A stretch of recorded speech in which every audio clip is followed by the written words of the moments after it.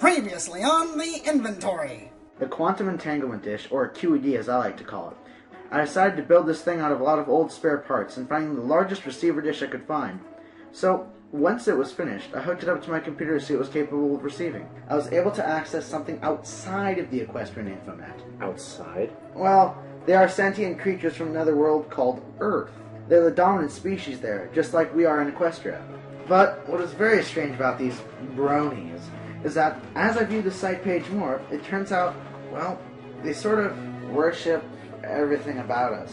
KPNY is Ponyville's only radio station. It'd be the best way to spread the news. And that's what your job is going to be. You're going to be sharing the Brony phenomenon with the rest of Equestria by presenting the finest art, music, and stories from the Brony movement. What's the show even going to be called? The Inventory. Hello and welcome every pony to the first installment of the inventory here on KPNY Radio. Ponyville's Radio! And just remember every pony that if you aren't listening to KPNY Radio, odds are you probably aren't listening to the radio. You're still a failure compared to me. I can't believe the sound effects made me go through with this stupid thing with you. Wait, do I smell carrots in here? Alright, that's it. Hey, I just wanted to say that you were really brilliant tonight. You know, turning the mic on and doing a little behind-the-scene banter. Even airing the fight between you and Fairy Tale. I'm glad you made that call. What do you mean leave the mic on? I never left the mic on. Wait a minute. You mean to tell me that fight actually was aired? That's odd. Well, if you didn't turn the mic on, then who did? What are you talking about? Some pony keeps accidentally leaving the microphone on in the booth before actually recording is supposed to begin. You wouldn't happen to know anything about that, would you? Well, you see, I kinda sorta maybe connected the Quantum Entanglement Dish to the station's equipment. I thought it would boost the signal and help us with our Brony research, but it's slightly possible that when the QED gets switched on before the broadcast, well, so might everything else. I'm here from the Manhattan Gazette for this KPNY. Something about humans and bronies and an EDQ. I really don't care. So Manhattan? Yeah, I guess one of our researchers stumbled across your radio broadcast, and the whole plant went in a frenzy. So wait, our broadcast has been reaching all the way to Manhattan? Sound effects wasn't kidding when he said about boosting the signal. What are you talking about? Don't play dumb. The message you left that made it appear as if a Brony, as if it was possible, was trying to get a hold of you. Seriously, what message? That message might be real? Mother of Celestia, what have you done? And now for the continuation of the inventory on KPNY. Well, how about this one, Fairy Tale? Pinkie Pie watches paint dry. Hardcover, why do you insist on recommending to me nothing but these one-shot comedy stories? Because they're funny, and it's a good story. Pinkie Watches Paint Dry is a philosophical... Oh, please. These couldn't even pass as funny papers in the full free press. Just because Boss Pony made the decision that you, sound effects, and cover story are to become official regular presenters on the show, doesn't mean I'm going to allow us to turn into some low-grade donkey show. Well, not every story has to be a literary groundbreaker. You know, sometimes it's just fun to sit back, read about a pony just going through day-to-day life, getting into mishaps, meeting nice bears. You know, it's something every pony can relate to. I'm afraid I'm inclined to disagree with you, old friend. If it's not something I'd be fancy to listen to at Sugar Cube Corner, then I hardly feel it to be deserving enough to be immortalized on paper. But I thought you hated Sugar Cube Corner. That's besides the point. Look, you can enjoy your random little fall stories all you like. All I'm saying is I find a book more enjoyable when it makes me think. I like to make a connection with the author so that I might see things from his or her perspective, allowing them to take me to places and experiences I can only dream of. Wow. I never thought of it like that. I never thought anyone could actually make books sound so boring. Lighten up, Fairy Tale. I was only kidding. I enjoy these kinds of stories just as much as the next professor, but that doesn't mean you can't sit back and just have fun with a book every now and then. Besides, haven't you learned not to judge a book by its cover? Comedy and romance can entrance you just as much as tragedy and fantasy. Alright, fine. Never did pay off to argue against you. Now then, don't you have a story for me that's a little more engaging? Engaging, huh? Ooh, I got just the thing. Where is it? Ah, try this one on for size. Hardcover, how could you read such dribble? It's hardly dribble. It's a touching romance story. Besides, look at all this artwork I found based off of it. This is a physical overview of Lyra's plot. I doubt this classifies as a piece from a romance story. Well, come on, Fairy Tale. Surely you can appreciate a little bit of sauciness. Haven't you ever read 50 Shades of Hay? This has got to be the most vulgar thing I've ever seen. Have you no shame? Well... Hey, Hardcover. I was going over some of the Brony data, and I got a question. What's this thing the Bronies call, clopping? Ooh, I'm glad you asked, Airwaves. You see, when a Brony really likes the looks of a pony... That's it! I'm leaving! What's his problem now? Anyway, you were saying? Well, you see, Airwaves...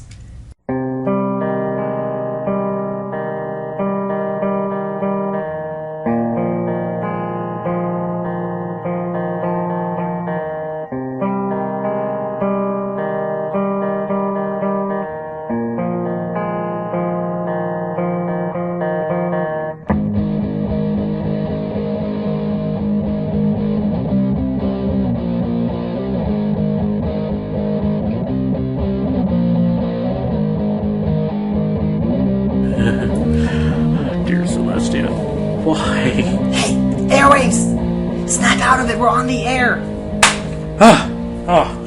Yes. Welcome, every pony, to the inventory on KPNY Radio. Ponyville's Radio. And if you're not listening to KPNY Radio, then you're probably nowhere near a radio. Well, Airwaves, considering that KPNY's signal has been boosted by the QED, odds are there are actually thousands of ponies near radios that can pick up ours and several other stations. Hardcover, it's just a slogan. Anyway, I bring every pony some terrific news. Today I bring you the return of Professor Hardcover from Canterlot University, who you may remember from one of our previous broadcasts. Well, the professor's been kind enough... Greetings, every pony! It is great to be back, let me tell you. I've missed Ponyville. Canterlot is great and all, but there's nothing like returning to your hometown. And I am just so excited to once again be talking about the Bronies and their amazing writings. I even missed you too, Airwaves. Yes, it's like I'm getting acquainted with you all over again. Now, why don't you tell us a little bit about yourself, Hardcover? We already know that you teach literature at Canterlot, but what made you... What made me decide to come back to KPNY is because for the life of me, I just couldn't stay away. What do you mean I tried getting back into teaching and everything, but I just couldn't keep focused. It seemed like every second of the day, my mind would drift away from the lesson I was giving, and I would start thinking about the Bronies again. Their different writing styles, ideals, daily lives, and their perceptions of our world. So in other Every words... night when I went to bed, all I could think about were the dozens of stories I had taken it upon myself to read during my spare time.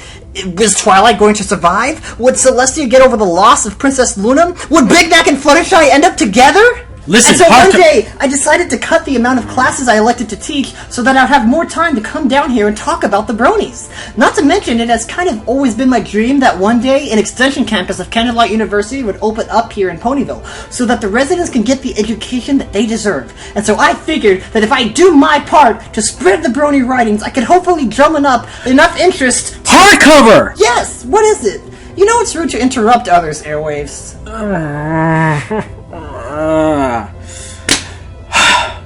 Hardcover! Us here at the inventory are very grateful that you've decided to become a regular presenter. Now then, why don't you tell us exactly what piece of Brony writing you've brought to us today? I have two stories to present this time, both from an author by the name of Couch Crusader. Couch Crusader? Does that mean that he's a wonderful writer that I've come to enjoy quite a bit.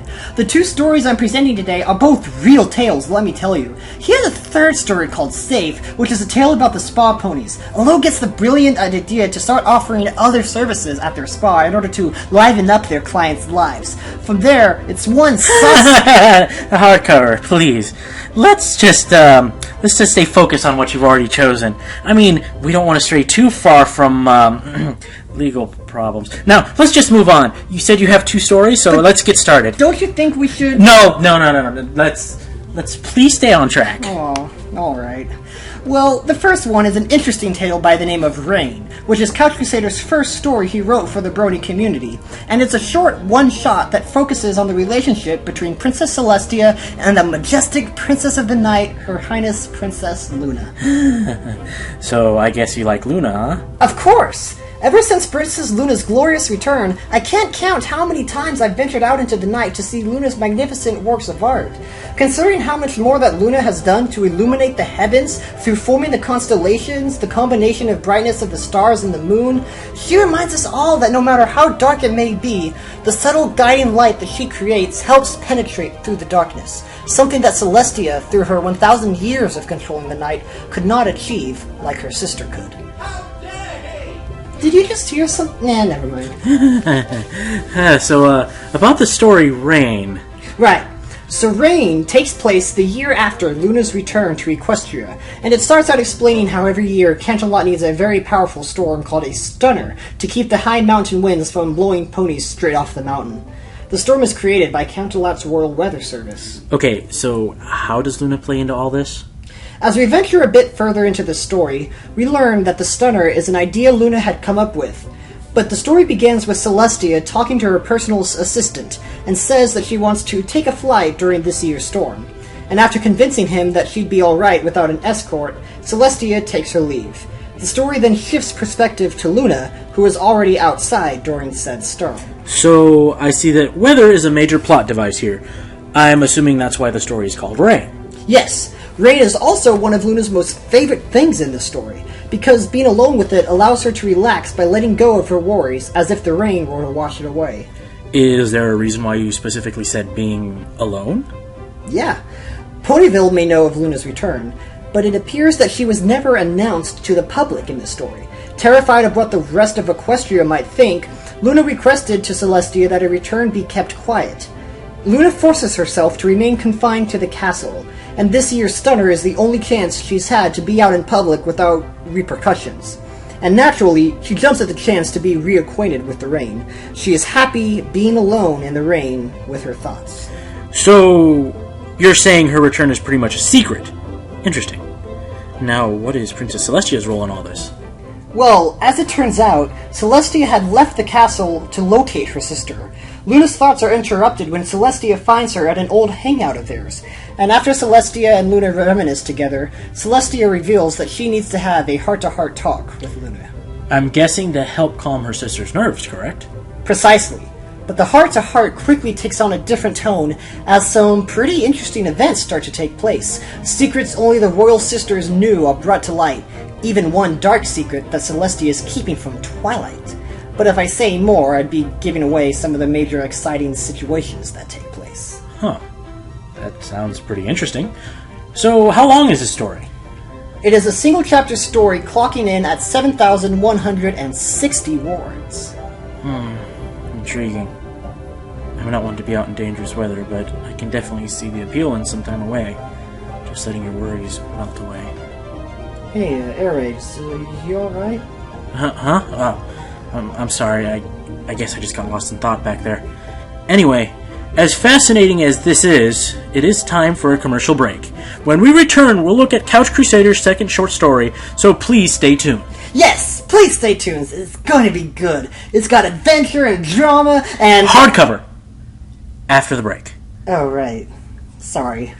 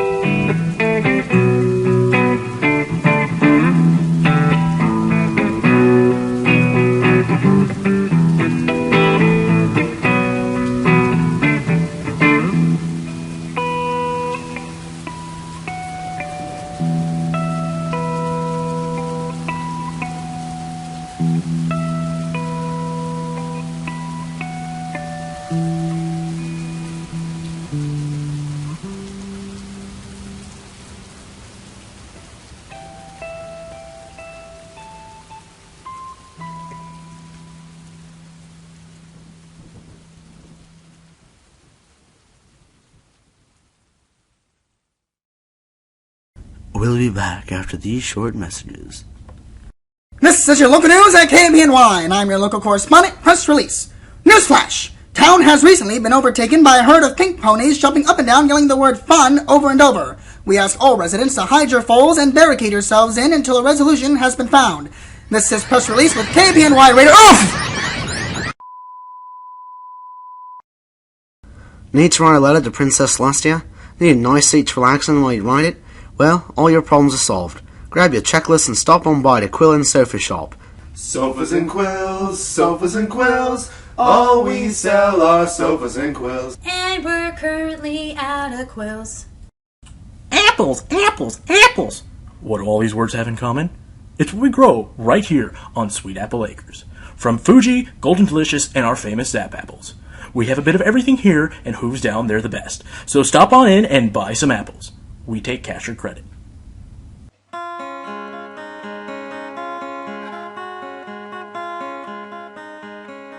Welcome back, every pony, to the inventory here on KPNY Radio. Pony Bills Radio! And if you aren't listening to KPNY Radio, then get yourself near a radio. I'm here with Hardcover, who has brought us a pair of short stories written by an author by the name of Couch Crusader. So, Hardcover, you were eagerly awaiting to tell us about this Brony's second story. Yes, right, let's see here. The second story is called Wingmares, which is a project that was born from a now cancelled story of his, and it was getting really good too. I nearly screamed when I discovered he had stopped working on it. Okay, just calm down, Hardcover. So, this Brony actually let go of writing a story? Why would he do that? Well, as I'm sure you can understand, stories are complicated pieces of work.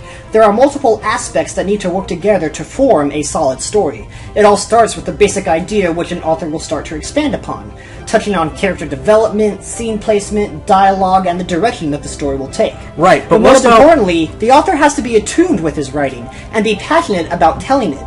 Now, bringing all these aspects together, the author walks a fine line and has to enjoy what he does. Otherwise, the story could fall apart for the author. Of course, leading to a cancellation of what could have been a great piece. So, could this be the reason why Couch Crusader let go of his story? Well, mind you, Airwaves, I was only giving my thoughts on why any writer would give up on a story. But while I was researching Couch Crusader, I found out why he let it go, or at least my take on why he did. It seemed the author just ended up taking on too many ideas all at once. He focused too much on world building and plotline, and in essence trying to explain too much at once. In the end, he had taken on too much at one time, and he felt he couldn't fix it. That's a shame that he ended up letting the story go. But now back to the topic at hoof. Wingmares, was it? What's it about? Wingmares is by far my favorite story of his, and is one of the most unique stories in the Brony community. Try and guess who the two main characters are. Let me guess. My all-time favorite, Rainbow Dash, and her super introverted friend, Fluttershy? Nope! They are actually... Wait, yeah, that's right. But they aren't full-grown mares yet. They are, in fact, fillies during their time in summer flight camp. So this story takes place when they were much younger. Indeed, Airwaves. If you remember, last time I was here, I introduced the concept of shipping. Yes, I believe, and I remember the concept. Well, Wingmares is a friendshipping story, which focuses on the friendship between two or more characters. It can show how a friendship is forged, or even how a bond is strengthened, and this story does both. So in this story, what causes this friendship to be formed between the two fillies? Well, it starts out with Rainbow Dash flying during a powerful gale at Cloudsdale Circuit, and she has one goal in mind: to successfully fly through an off-limits section of the circuit that is notorious for ending racing careers in a heartbeat, a vicious wind tunnel that could send even a Wonderbolt spiraling out of control. Well, considering the two fillies involved, I assumed Fluttershy comes in and saves Rainbow Dash? Nope. Rainbow ignores the warnings and chooses to go through with her goal. Nothing can stop her. But during her flight, she sees something in the clouds. Only when it's too late does she realize it was a filly, and ends up crashing into Fluttershy. And so this is how Their initial meeting is less than friendly, and they are both brought to the head counselor's office and face expulsion from the camp. So then this Rainbow is how they blames Fluttershy for what happened, but even still, she defends Rainbow and tries to protect her from being expelled. So I assume, by Fluttershy defending Rainbow Dash, that the bond of friendship begins to form. Basically, yeah. It really starts a bit later. Originally, Fluttershy's defense for Rainbow didn't work, and although Fluttershy was let off the hook, Rainbow wasn't. She was told she'd be leaving the next morning. And that following morning, Rainbow is being picked on by some bullies. She figures that she has nothing left to lose, and prepares to unleash her fury onto one of the bullies. But Fluttershy yanks Rainbow's tail back before she causes any harm, and much to her dismay. For some reason, I can imagine this story being not too far off from the truth. From there, the story begins the task of strengthening the bond that has been formed. Despite the two clashing personalities, they begin to grow close and play off each other's differences, even with Fluttershy going so far as to cut her mane and tail and dip them in liquid rainbow in adoration. Aw, so she wants to be like Rainbow Dash. That's adorable, I know, right? When you have two characters being portrayed as fillies, such moments are to be expected. Ponies are so cute at that age. Oh, which reminds me, Airwaves, have you ever actually tasted a rainbow? Let's just say that I was a little reckless in my younger years. I have to try them one of these days. I hear they're spicy. Anyway, the reason I ask is because in the next hardcover. I know you're excited, but don't you think the listeners themselves should try to give the story a read? Yeah, I suppose you're right. It's just when I get into a story, I really get into a story, you know? I think I'm starting to get the picture. In any case, hardcover, we're a little pressed for time. So I would like to remind every pony to pick up a copy of these stories by Couch Crusader at the radio station. And as an added boon, thanks to you, dedicated listeners, and our growing ratings, Ponyville Town Hall has agreed to equip our local Golden Oaks library with all the collected Brony works from here on out. So there's no excuse for you not to give them a read. This has been the inventory on KPNY Radio. Thank you for tuning in, and we will catch you on our next broadcast. Say goodnight, hardcover. Hardcover. Put down the book, please. Huh? Oh, sorry, right. Good night, every pony. Huh? Well, I guess we do have some time left according to our station manager. Ooh, that means I can continue talking about Safe, and how Lotus is at first a little cut the skeptical feed! about I can't stop it!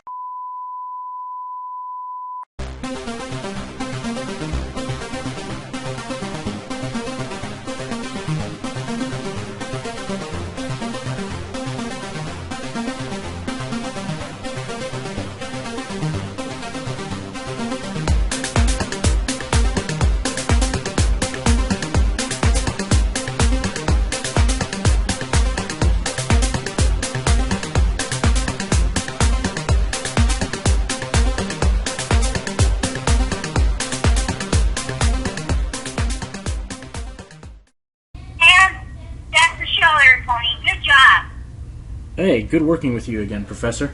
Hey, you too. You know, you should lighten up a little, I think. Here we are connecting with these humans in a way that's never been done before. Two worlds colliding. Isn't that exciting? Kind of like the group that you presented last time. Yeah, I guess. Hey, is something wrong?